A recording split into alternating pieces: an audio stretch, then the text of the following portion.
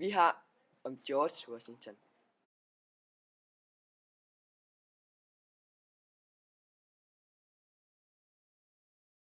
George Washington er vokset op i en af de 13 kolonier, der hedder Virginia. George Washington blev født den 22. februar 1732 i Frederiksburg, Virginia.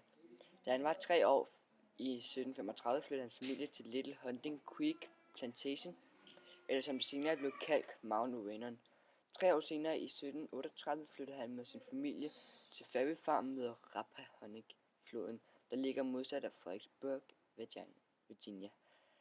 Der voksede han op og boede indtil han flyttede hjemmefra. Historikere er i tvivl om, hvor han gik i skole hen. På det tidspunkt var George 11. Havde hans forældre 5 børn, 13, og der er 3 piger og 2 drenge.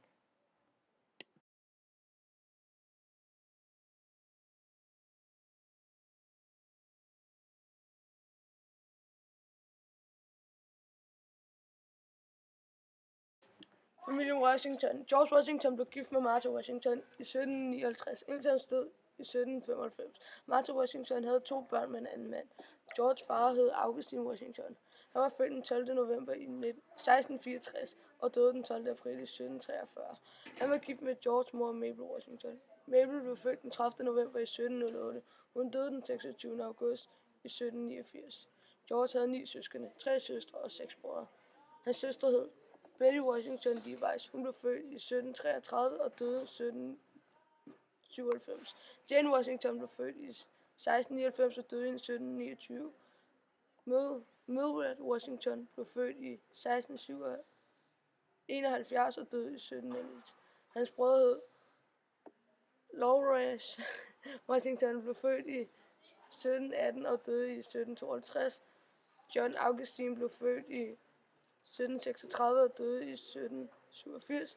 Samuel Washington blev født i 1734 og døde i 1781.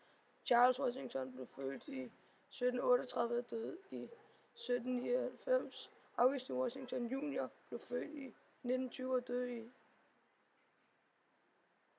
1762.